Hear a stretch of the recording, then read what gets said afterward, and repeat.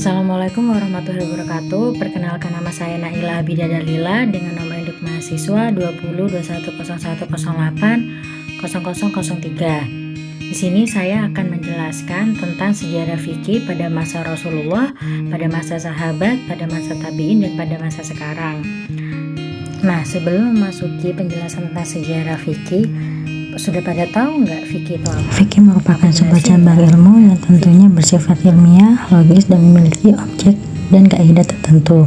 Fikih tidak seperti tasawuf yang lebih merupakan gerakan hati dan perasaan.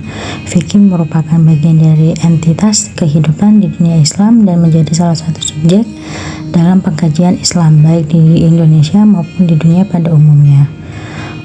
Adapun sumber hukum fikih yaitu Al-Quran, Sunnah, Ijma, dan Qiyas atau analogi Al-Quran dan hadis yang sampai kepada kita masih otentik dan orisinil.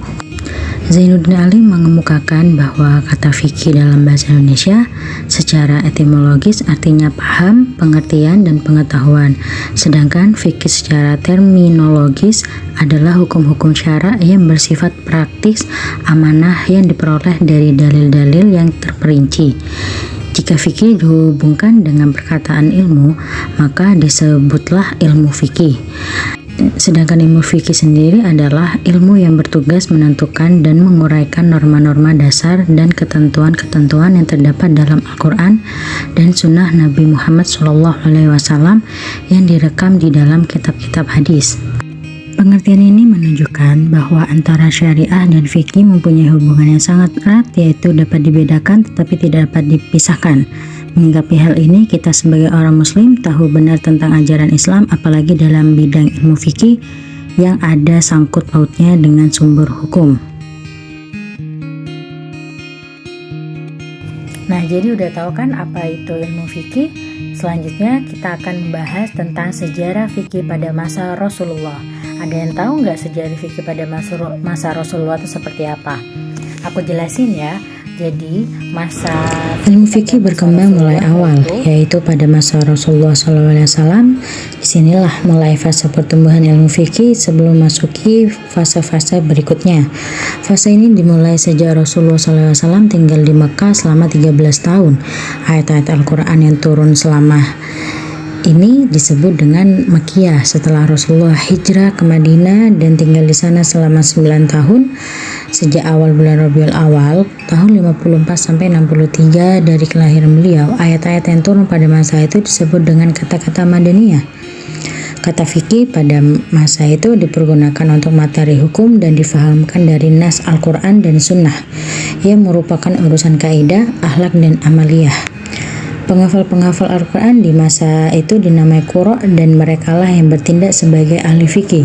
Pada masa qurra dan fuqaha masih satu makna, yaitu menghafal Al-Quran beserta hukum-hukum yang terkandung dalam ayat-ayat itu.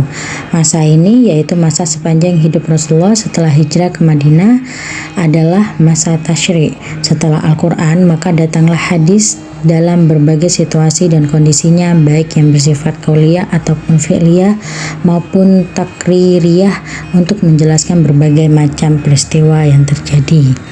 Selanjutnya yaitu adalah sejarah fikih pada masa sahabat. Periode sahabat ini dimulai dari wafatnya Rasulullah sampai akhir abad pertama hijrah.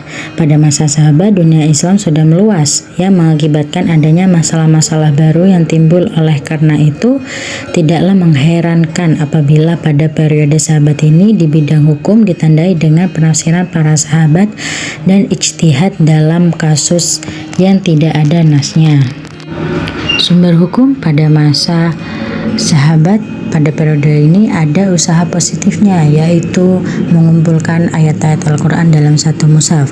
Ide untuk mengumpulkan ayat Al-Quran dalam satu mushaf adalah ide Umar bin Khattab yang langsung disampaikan kepada Abu Bakar As-Siddiq. Tentunya Abu Bakar As-Siddiq awal mulanya tidak setuju untuk mengumpulkan ayat-ayat Al-Quran dalam satu mushaf, karena menurut Abu Bakar As-Siddiq itu tidak pernah terjadi atau tidak pernah dilakukan oleh Rasulullah. Namun pada akhirnya Abu Bakar menerima ide yang baik dari Umar ini, maka beliau menugaskan Zaid bin Sabit untuk mengumpulkan ayat-ayat Al-Quran yang terpencar. Mushaf ini awalnya disimpan oleh Abu Bakar, lanjut kepada Umar. Setelah Umar disimpan oleh Hafsah dan diminta oleh Utsman pada masa Utsman, dan meminjamkan Utsman kepada Hafsah, kemudian menugaskan lagi kepada Zaid bin Sabit untuk memperbanyak dan membagikannya ke daerah-daerah Islam, yaitu ke Madinah, Mekah, Kufah, Basra, dan Damaskus. Mushaf itulah yang sampai kepada kita sekarang. Selanjutnya yaitu ijtihad sahabat. Adapun cara berijtihad para sahabat adalah pertama-tama dicari nasnya dalam Al-Quran, apabila tidak ada dicari dalam hadis, apabila tidak ditemukan baru berijtihad dengan bermusyawarah di antara para sahabat. Inilah bentuk ijtihad jama'i. Apabila mereka bersepakat, terjadilah ijma sahabat. Keputusan musyawarah ini kemudian menjadi pegangan seluruh umat secara formal. Jadi pada masa sahabat ini sudah ada 3 sumber hukum, yaitu Al-Quran, As-Sunnah, dan ijtihad para sahabat. Selanjutnya yaitu sejarah fikih pada masa tabi'in. Setelah masa fikih sahabat berakhir, periode fikih berlanjut ke masa fikih tabi'in. Fikih tabi'in adalah fikih yang berlaku sesudah masa sahabat, yakni mereka yang berguru kepada sahabat, umumnya mereka berasal dari Khulafaur Rasyidin. Fikih masa ini berkembang sesuai dengan tumbuhnya kemajuan Islam, di mana terjadi perluasan Islam ke daerah-daerah di luar Madinah. Pada masa ini ada beberapa ahli fikih yang dilahirkan, yaitu yang pertama Sa'ib ibnu Musayyab, yang kedua Urwa ibnu Az-Zubair, yang ketiga Abu Bakar ibnu Abib, yang keempat Al-Qasim ibnu Muhammad ibnu Abu Bakar, yang kelima Abidillah ibnu Abdillah, yang keenam Sulaiman ibnu Yasar, dan lain sebagainya. Ada hal penting juga yang terjadi pada zaman tabi'in, yaitu ada manipulasi hadis diantaranya dengan cara sebagai berikut, yaitu membuang sebagian isi hadis dan menggantikannya dengan kata-kata yang tidak jelas, membuang seluruh isi cerita tentang sahabat, memberikan makna lain takwil dari hadis yang ada. Selanjutnya yaitu sejarah fikih pada era sekarang. Perkembangan fikih pada masa modern sangat dituntut oleh kemajuan zaman yang kian berkembang. Artinya, umat Islam baru bisa membuat fikih itu praktis dan dinamis dengan tetap berpedoman pada Al-Quran dan hadis. Namun, isi dan coraknya harus dikemas dalam kemasan zaman modern. Kemajuan fikih pada masa modern tersebut tidak terlepas dari perkembangan sosial dan kultur budaya manusia di setiap zamannya. Pada zaman modern sekarang, fikih Islam harus diformat dengan baru dalam berbagai bidangnya. Dalam bidang ekonomi contohnya, khususnya pada perbankan syariahnya, sistem murabahah yang dikembangkan oleh sejumlah bank Islam. Konsep murabahah telah digunakan oleh sejumlah bank-bank negara Islam seperti Pakistan, Iran, dan beberapa negara lainnya. Pada tahun 1984 di negara Pakistan, murabahah jumlah hampir 80% dari seluruh keuangan dalam investasi devisito (PLS). Lembaga-lembaga keuangan dan bank-bank negara Islam sudah banyak mengeluarkan seperti kartu Visa atau kartu kredit yang disesuaikan dengan syariat Islam, bebas dari syubhat dan kemungkinan-kemungkinan bunga riba seperti Bank Tamwil Kuwait, Bank Masraf Qatar Al-Islami, Bank Internasional Qatar, perusahaan Ar-Raja'i di Saudi Arabia, dan lembaga-lembaga keuangan Islam lainnya. Dalam hal ini tentu tidak ada larangan menggunakannya.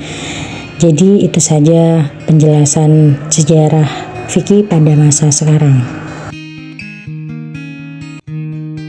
Baik, itu saja penjelasan tentang sejarah fikih dari masa Rasulullah, masa sahabat, masa tabi'in, dan masa sekarang yang bisa saya jelaskan. Semoga kalian paham dan mengerti.